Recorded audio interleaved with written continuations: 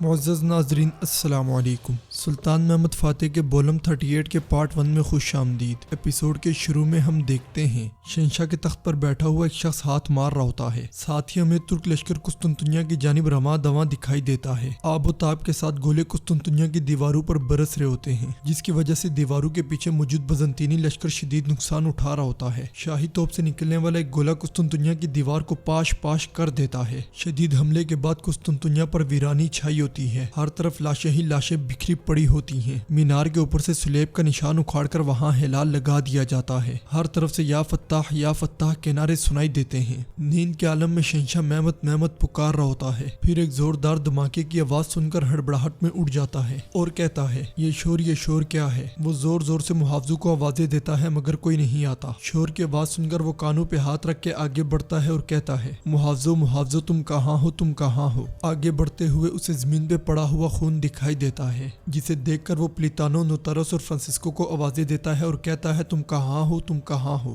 یہ کہتے ساتھ ہی وہ تیزی سے آگے بڑھتا ہے مگر اسے آس پاس کوئی نہیں دکھائی دیتا۔ کچھ دیر آگے بڑھنے کے بعد اس کا سامنا جانسیری سپاہیوں سے ہوتا ہے، جن کی تلواریں خون سے رنگی ہوتی ہیں۔ جانسیری سپاہیوں کو دیکھ کر شہنشاہ جیسے ہی اپنی تلوار بے نیام کرنے کی کوشش کرتا ہے، اس کی تلوار اس کے پاس نہیں ہوتی۔ یہ دیکھ کر وہ سر اٹھاتا ہے تو وہاں کوئی بھی جانسیری سپاہی موجود نہیں ہوتا۔ وہ تیزی سے آگے بڑھ کر اپنے مرکزی کمرے میں داخل ہوتا ہے، جہاں تخت پر بیٹھے ہوئے سلطان محمد کہتے ہیں یہ راستے کا انجام ہے قسطنطینوس۔ سلطان محمد فاتح کو اپنے تخت پر دیکھ کر شہنشاہ ہکا بکا رہ جاتا ہے۔ سلطان تخت پہ ہاتھ مارتے ہی چلے جاتے ہیں، پھر شہنشاہ کا تاج اس کے سامنے کرتے ہوئے پوچھتے ہیں کیا اسے ڈھونڈ رہے ہو؟ یہاں اور لے لو، لڑے بغیر جیتے بغیر اس تخت پر براجمان ہونا کیا مجھے زیب دے گا؟ تمہیں بھی لڑے بغیر مرنا زیب نہیں دے گا۔ شاباش شہنشاہ، لڑو۔ یہ کہتے ساتھ ہی سلطان اس کی تلوار اس کی جانب پھینک دیتے ہیں اور اپنی تلوار بھی بے نیام کر لیتے ہیں۔ شہنشاہ بھی تلوار اٹھا کر لڑائی کے لیے تیار ہو جاتا ہے۔ سلطان اس کے آس پاس چکر لگاتے ہوئے کہتے ہیں شاباش شہنشاہ، مقابلہ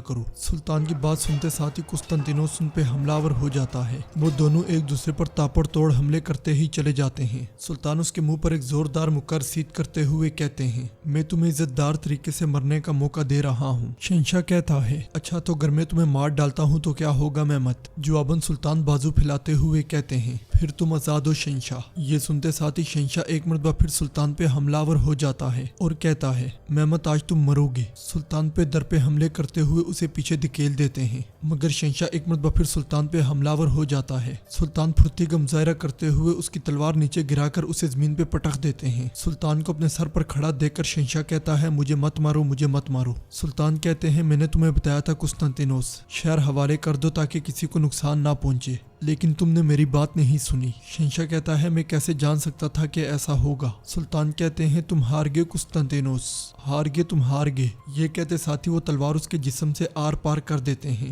پھر اس کے پیٹ سے تلوار نکالتے ہوئے اس کے تخت کی جانب بڑھ جاتے ہیں۔ شہنشاہ تکلیف سے کراتے ہوئے کہتا ہے نہیں وہ تخت میرا ہے، مگر سلطان کہتے ہیں تم ہار گئے۔ یہ کہتے ساتھ ہی سلطان تلوار اس کے تاج میں گاڑ دیتے ہیں۔ یہ خواب دیکھتے ساتھ ہی شہنشاہ خوف کے عالم میں ہامتے کامتے ہوئے اڑ جاتا ہے اور خود کو صحیح سلامت دیکھ کر کہتا ہے خداون تیرا شکر ہے۔ یہ کہتے ساتھ ہی وہ اٹھ کر پانی پیتا ہے، پھر محافظوں کو بلا کر کہتا ہے پلیتانوں کو ڈھونڈو، سب سے کہو کہ فوراً تھیوڈوس کی فسیلوں کے ساتھ پل پہ آ جائیں۔ حکم سنتے ساتھ ہی سپاہی وہاں سے چلے جاتے ہیں۔ باہر بیڑو کے پاس سے آگے بڑھتے ہوئے بہادر سلطان سے کہتا ہے میرے سلطان، اللہ کے حکم سے کل دوسرے بیڑے بھی ختم ہو جائیں گے۔ سلطان ایک دم سے رکتے ہوئے کہتے ہیں کل نہیں آج رات، فجر طلوع ہونے سے پہلے بیڑے خلیج میں داخل ہوں گے اور وہ قسطنطنیہ کی دیواروں پر حملے شروع کر دیں گے۔ زگنوس پاشا کہتے ہیں سورج طلوع ہونے سے پہلے جب ہمارے سپاہیوں کی ایک بڑی تعداد دیواروں کے سامنے موجود ہوگی تو اس سے کام میں سستی پیدا ہوگی۔ سلطان اس کے لیے رات کا انتظار کیا جائے تو زیادہ بہتر ہوگا۔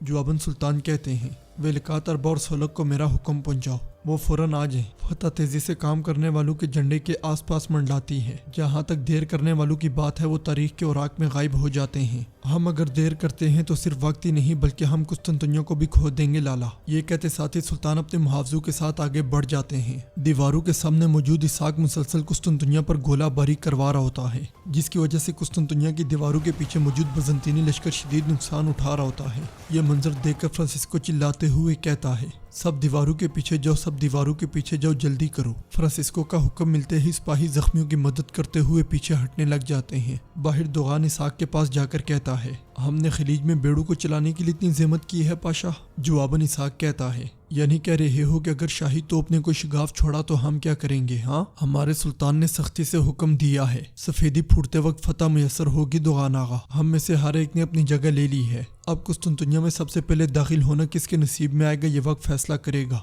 दोगान शाही तोप की जानिब देखते हुए कहता है, शाही गोला कब फेंकेगी? इसाक मुस्कुराते हुए कहता है, दोगान आगा तुम जोहर की नमाज के लिए जाकर जरा वजू करो, हम जोहर तक कुस्तुनतुनिया में हो सकते हैं। ये सुनकर दोगान इंशाल्लाह इंशाल्लाह कहता है। दूसरी तरफ फ्रांसिस्को के हुक्म पर सिपाही कुस्तुनतुनिया के अंदरूनी हिस्से की जानिब भाग रहे होते हैं। फ्रांसिस्को ने हिदायत देते हुए कहता है, जख्मियों का ख्याल रखो, हर कोई दीवारों के पीछे चलो। ये कहते साथ ही वो एक जानिब हटकर दरवाजे को बंद करवा देता है। वहाँ आने वाला शहंशाह ये मंजर देखकर कहता है, क्या आपने अभी तक हावन दस्ते के तोपों के गोलों का कोई हल नहीं ढूंढा फ्रांसिस्को? फ्रांसिस्को कहता है, मेरे पास एक मंसूबा है, लेकिन रजाकारों के पीछे हटने के बाद हमारे फौजियों की तादाद में नुमाया कमी वाक़ हुई है। शहंशाह गुस्से से कहता है, बहाने बनाना बंद करो और अपना हाल बताओ। दूसरी तरफ अली बे तकलीफ की हालत में हाथ छड़ी की जानिब बढ़ाते हुए अब्दुर्रहमान को आवाजें दे रहे होते हैं, मगर उन्हें कोई भी जवाब नहीं देता। कुछ देर बाद एक सिपाही तेजी के साथ वहां आता है और अली बे को खड़े होते हुए देखकर कहता है, हुजूर आपने तबीब की हिदायत सुनी है, खुद को मत थकाएं, लेट जाएं और आराम करें। अली बे कहते हैं, आखिर कब तक? मेरी आंख खुली तो अब्दुर्रहमान आसपास नहीं था, मुझे सहारा दो, मैं बाहर जाऊंगा। सिपाही कहता है, ऐसे मत करें हुजूर, आराम करें,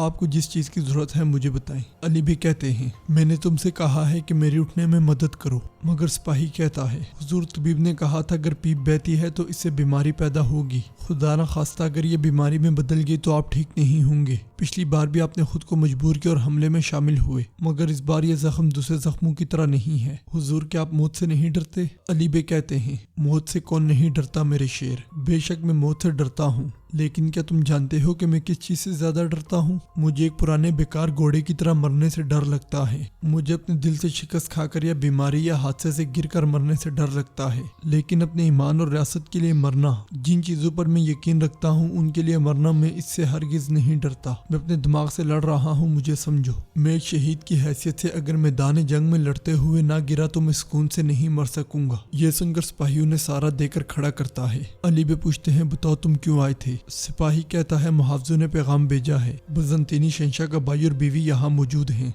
वो करारगाह में दाखिल होना चाहते हैं। अली बे कहते हैं, उन्हें अंदर आने दो, हमारे सुल्तान को फौरन इतला दो। नाजरीन, इसके साथ ही एपिसोड का इख्तिताम होता है। उम्मीद करते हैं आपको वीडियो पसंद आएगी। वीडियो पसंद आए तो वीडियो को लाइक करें, चैनल को सब्सक्राइब करें और बेल आइकन पर लाजमी क्लिक करें। मिलते हैं इंशाल्लाह अगली वीडियो में। अल्लाह नगेबान।